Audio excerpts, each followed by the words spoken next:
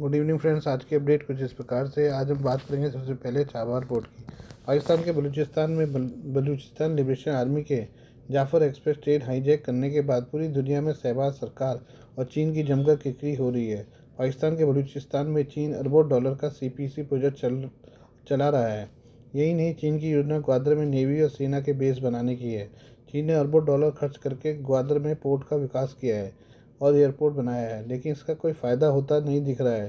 पाकिस्तान का ग्वादर को दुबई बनाने का सपना जहां फेल होता दिख रहा है, वहीं भारत ने ईरान के चाबहार पोर्ट को लेकर बड़े प्लान पर काम करना शुरू कर दिया है। भारत का इरादा 4,000 करोड़ खर्च करके अगले 10 साल में इस ईरानी पोर्ट की क्षमता को 5 गुना करने की है। इससे पहले अमेरिका ने चाबहार पोर्ट को लेकर भारत को दी गई छूट को ख़त्म करने का ऐलान किया था, लेकिन इससे मोदी सरकार पर कोई फर्क नहीं पड़ता दिख रहा है। अमेरिका ईरान पर परमाणु कार्यक्रम को रोकने के लिए अधिकतम दबाव बनाने की नीति पर काम कर रहा है। इसी वजह से अमेरिका ने भारत के कंट्रोल वाले चाबहार पोर्ट की दी गई छूट को खत्म करने का फैसला किया है। भारत सरकार 4,000 करोड़ खर्च करके नई आधुनिक क्रेन लाना चाहती है ताकि पूरे पोर्ट का तंत्र आधुनिक बनाया जा सके। अभी चाबहार पोर्ट की क्षमता 1,00,000 TEUs है। इसे बढ़ाकर 5,00,000 TEUs करने की योजना है। चाबहार पोर्ट पर एक दूसरा बर्थ बनाने की भी योजना है। चाबहार पोर्ट के लिए नई क्रेन का ऑर्डर कर दिया गया है। भारत ने चाबहार पोर्ट को लेकर ईरान के साथ पिछले साल 10 साल का समझौता हुआ था। भारत ने सामान आयात करने के लिए $12 करोड़ दिया है। भारत ने $25 करोड़ का लाइन ऑफ क्रेडिट भी दिया है ताकि चाबहार पोर्ट का विकास किया जा सके। भारत ने अब तक $2,40,00,000 के पोर्ट के उपकरण ईरान को भेजे हैं। चाबहार को अन्य उपकरणों की सफाई करने के लिए प्रक्रिया चल रही है। भारत के चाबहार पोर्ट चीन और पाकिस्तान के ग्वादर पोर्ट का जवाब है। इसके अलावा भारत चाबहार पोर्ट की मदद से अफगानिस्तान तथा मध्य एशिया के देशों से जुड़ जाएगा। इसके अलावा international north south transport corridor INSTC project के लिए भी चाबहार पोर्ट रास्ता है। इस कॉरिडोर के जरिए भारत सीधे रूस से जुड़ गया है। भारत ईरान के रास्ते आर्मेनिया और रूस तथा यूरोप के अन्य देशों तक आसानी से सामान भेज सकेगा। यही नहीं, रूस भी इस कॉरिडोर के जरिए भारत और खाकी खाड़ी के देशों तक आसानी से सामान भेज रहा है। इससे वो अमेरिकी प्रतिबंधों से आसानी से बच जा रहा है। भारत में पाकिस्तान के उच्चायुक्त अब्दुल बासित का कहना है कि उनके देश को पड़ोसी मुल्क से बहुत कुछ सीखने की जरूरत है। बासित ने कहा कि भारत में कई ऐसी चीज़ें हो रही हैं जिनसे हमें बचना चाहिए। वहीं दूसरी ओर भारत की ऐसी भी बहुत सी बातें हैं जिनसे पाकिस्तान सीख ले सकता है। इसमें खासतौर से बड़े क्रिकेट टूर्नामेंट का आयोजन, विदेश नीति और दूसरे देशों के साथ अच्छे संबंध बनाकर रखना है। अब्दुल बासित ने एक वीडियो के जरिए ये दावा किया है। अब्दुल बासित ने वीडियो में दावा किया कि मैं एक डिप्लोमेट के तौर पर भारत में रहा हूँ। भारत हमारा पड़ोसी देश है और हम इतिहास भी साझा करते हैं। ऐसे में मेरी भारत के बारे में दिलचस्पी ज़्यादा रहती है। ऐसी कई बातें जो भारत से पाकिस्तान सीख सकता है। इसमें IPL का नाम मैं लूँगा। भारत ने इस टूर्नामेंट को दुनिया का बड़ा आयोजन बना दिया है। दूसरे रायसीना डायलॉग जैसे कार्यक्रम है। हाल ही में दिल्ली में रायसीना डायलॉग हुआ, ये हर साल हो रहा है। इसमें हमें सीखना चाहिए कि कैसे दुनिया को अपने साथ जोड़ा जाए। हमारे इस तरह के आयोजन बहुत कामयाब नहीं रहे। रायसीना डायलॉग में बड़े नेता आए और भारत को नैरेटिव करने का मौका मिला। ये एक उदाहरण है। अब्दुल बासित ने आगे दावा किया कि कुछ चीज़ें ऐसी भी हैं जिनसे हमें भारत को सीखने से बचना चाहिए। इसमें खासतौर से उग्र राष्ट्रवाद का जिक्र मैं करूँगा। भारत में राष्ट्रवाद के बदलते रूप ने कई तरह की परेशानी पैदा की है। इसमें भाषा और क्षेत्र से जुड़े मामले हैं। तमिलनाडु में हिंदी का विरोध बढ़ गया है। इसकी बड़ी वजह उत्तर भारत का उग्र राष्ट्रवाद और चीज़ों को थोपने की नीति है। बासित के मुताबिक दक्षिण भारत में नाराजगी दिखने की वजह का राजनीतिक मुद्दा भी है। दक्षिण को लगता है कि उनका हक उत्तर भारत खा रहा है। इससे लोगों में एक अलगाव आता है। हालांकि पाकिस्तान जैसे इस्लाम के नाम पर एकजुट होता है, वैसे ही भारत में भी हिंदुत्व को बढ़ावा दिया जा रहा है। लेकिन इंडिया में जाति और क्षेत्र का बंटवारा ज़्यादा है। पाक राजनीतिक ने यह भी दावा किया कि भारत में राष्ट्रवाद ऐसे ही उग्र रूप लेता रहा तो हो सकता है कि भारत टूटने की कगार पर आ जाए। ये मुमकिन है कि भारत का दक्षिणी हिस्सा अलग हो जाए या पूर्वोत्तर अलग हो जाए। सोवियत संघ को भी हमने टूटते देखा है। भारत में धार्मिक बंटवारा भी बढ़ रहा है। मुसलमानों के साथ साथ सिखों को लेकर भी कई नैरेटिव बनाए जा रहे हैं। ये ठीक नहीं है। भारत की इस तरह की नीतियों की तरफ जाने से पाकिस्तान को बचना चाहिए। आइए बात करें हम अमेरिका की। अमेरिकी राष्ट्रपति डोनाल्ड ट्रंप ने कहा कि भारत की ओर से जल्दी उनके देश के सामानों पर टैरिफ कम करने का फैसला हो सकता है। ट्रंप ने बुधवार को ब्रेइटबाइट न्यूज़ के एक साथ इंटरव्यू में ये बात कही है। ट्रंप ने एक तरफ भारत के टैरिफ कम करने का भरोसा जताते हुए धमकी भी दी है। उन्होंने कहा कि 2 अप्रैल से हम उन पर वही टैरिफ लगाने जा रहे हैं जो वे हम पर लगाते हैं। इससे पहले भी ट्रंप ने कहा था कि भारत टैरिफ कम करने के लिए राजी हो गया है। राष्ट्रपति पद संभालने के बाद से ट्रंप टैरिफ को लेकर भारत पर हमलावर है। ट्रंप की ओर से भारत को टैरिफ किंग तक कहा जा चुका है। भारतीय प्रधानमंत्री नरेंद्र मोदी के साथ पिछले महीने हुई वार्ता के बारे में पूछे जाने पर डोनाल्ड ट्रंप ने कहा कि भारत के साथ उनके बेहद अच्छे संबंध हैं। उन्होंने कहा, भारत के साथ मेरी एकमात्र समस्या यह है कि वह दुनिया में सबसे अधिक शुल्क लगाने वाले देशों में से एक हैं। हालांकि मेरा मानना है कि भारत उन शुल्कों को काफ़ी हद तक कम करने जा रहा है, क्योंकि हम भी 2 अप्रैल से वैसे ही शुल्क वसूलेंगे जो वे हमसे वसूलते हैं। ट्रंप ने मोदी की अमेरिकी यात्रा के दौरान IEMEC पर हस्ताक्षर किए थे। इस पर उन्होंने कहा कि व्यापार में हमारे पास साझेदारों का एक शक्तिशाली समूह है। भारत, पश्चिम एशिया, यूरोप आर्थिक गलियारे के बारे में पूछे जाने पर ट्रंप ने चीन का नाम लिए बिना कहा कि यह ऐसे देशों का समूह है जो व्यापार में हमें नुकसान पहुंचाने वाले अन्य देशों का मुकाबला करने के लिए साथ आ रहे हैं। ट्रंप ने इसी महीने की शुरुआत में भी कहा था कि भारत अपने शुल्कों में कटौती करने पर सहमत हो गया है। हालांकि वाणिज्य सचिव सुनील बर्थवाल ने 10 मार्च को नई दिल्ली में एक संसदीय समिति को बताया कि बातचीत अभी जारी है। भारत तथा अमेरिका के बीच व्यापार शुल्क पर अभी तक कोई समझौता नहीं हुआ है। ट्रंप का कहना है कि भारत के साथ व्यापार में अमेरिका को करीब $100 अरब का घाटा है।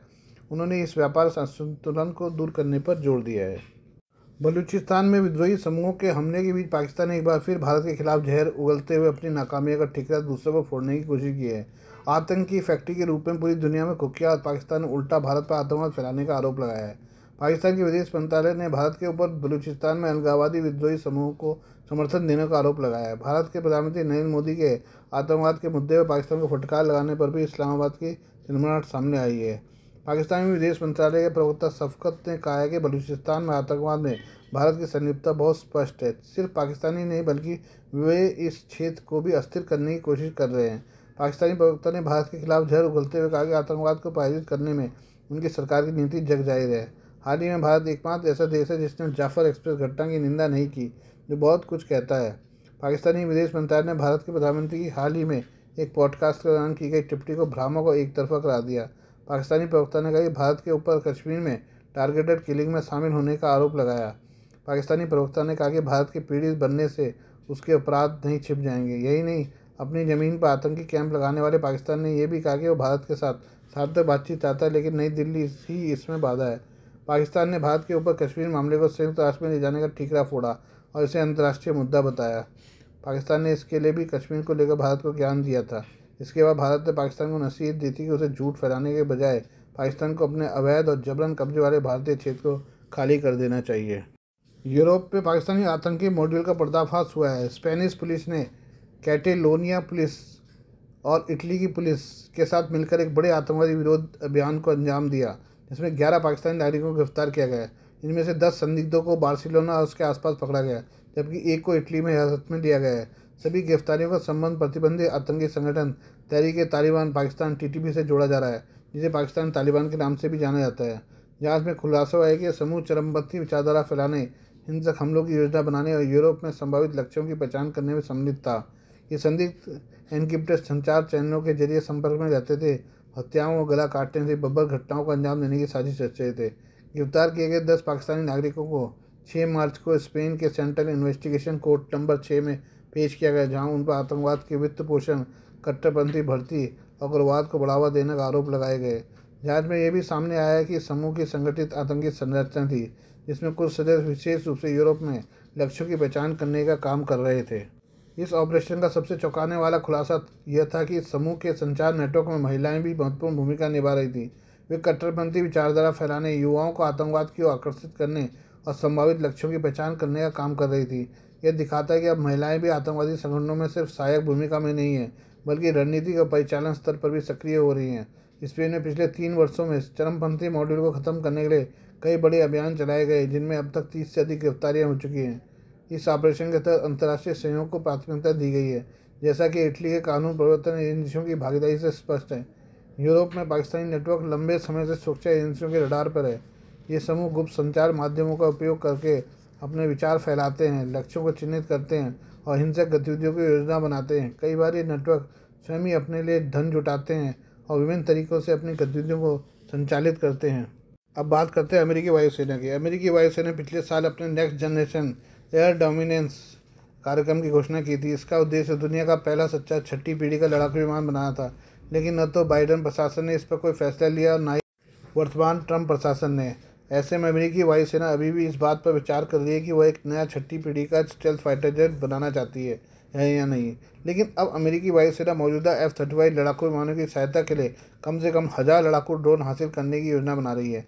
ये ड्रोन हवा से हवा में होने वाले युद्ध के दौरान F-35 विमानों की सहायता करेंगे। इस महीने की शुरुआत में अमेरिकी वायुसेना अमेरिकी अंतरिक्ष सेना एयरोस्पेस और रक्षा उद्योगों के लिए व्यावसायिक विकास पर आयोजित एक कार्यक्रम में अमेरिकी वायुसेना के जनरल डेविड ऑल्विन ने पिछले अप्रैल में 100 से 150 बड़ी ड्रोन के शुरुआती बैच के लिए चुने गए प्रतिद्वंदी लड़ाकू ड्रोन प्रोटोटाइप के लिए आधिकारिक सैन्य पदनामों की घोषणा की। इससे पहले इन ड्रोनों को आमतौर पर लॉयल विंगमैन के नाम से जाना जाता है। कार्यक्रम में मुख्य भाषण के दौरान ऑल्विन ने कहा कि हमारे इतिहास में पहली बार हमारे पास YFQ-42 अल्फ़ा और YFQ-44 अल्फ़ा में लड़ाकू पदनाम है। हो सकता है कि यह सिर्फ प्रतीकात्मक हो, लेकिन यह दुनिया को बता रहा है कि हम हवाई युद्ध के एक नए अध्याय की ओर बढ़ रहे हैं। अमेरिकी वायुसेना के लड़ाकू ड्रोनों के अनुभवी निर्माता जनरल एटॉमिक एयरोनॉटिकल सिस्टम्स के प्रोटोटाइप को अब YFQ-42A नामित किया गया है। इस बीच सिलिकॉन वैली स्थित एक नई कंपनी एंड्रियल द्वारा डिज़ाइन किए गए फ्यूरी ड्रोन की आधिकारिक पदनाम YFQ-44A प्राप्त हुआ है। विशेषज्ञों के अनुसार दोनों ड्रोनों को YFQ पदनाम जानबूझकर दिए गए हैं, जिनके अपने कुछ गौड़ रहस्य हैं। उनका मानना है कि ड्रोन इन विमानों को संभावित रूप से उन सक्षम वायुसेनाओं से लड़ने के लिए बनाया गया है जो अमेरिका की विशेष रूप से चीन की चुनौती दे सकती है। नाम की शुरुआत में वाय पदनाम इंगित करता है कि लड़ाकू ड्रोन प्रोटोटाइप है जो संभावित रूप से अंतिम रूप में बड़े पैमाने पर उत्पादन मॉडल में विकसित होने का इरादा रखते हैं। ये नासा के सुपरसोनिक X-59 जैसे X पदनाम वाले अधिक प्रायोगिक विमानों में के विपरीत है, इसलिए कम से कम एक प्रोटोटाइप के परिचालन सेवा में प्रवेश करने की संभावना है। अमेरिकी रक्षा मंत्रालय बिना पायलट वाले विमानों को Q अक्षर का उपयोग करने की अनुमति देता है। फिर Q से पहले एक अतिरिक्त अक्षर ड्रोन की भूमिका निर्दिष्ट करते हैं, जैसे R का अर्थ टोही होता है। हाल ही में अमेरिका के बड़े लड़ाकू ड्रोन जैसे MQ-1 प्रीडेटर और MQ-9 रीपर को युद्ध और विशेष अभियानों से संबंधित मल्टी मिशन के लिए M पदनाम प्राप्त हुआ है। इन्हें ईंधन कुशल लंबे समय तक चलने वाले मिशनों के लिए डिज़ाइन किया गया था, जो धीरे धीरे भौगोलिक क्षेत्र पर उड़ान भरते थे, जिस पर वे घंटों तक जासूसी कर रहे थे।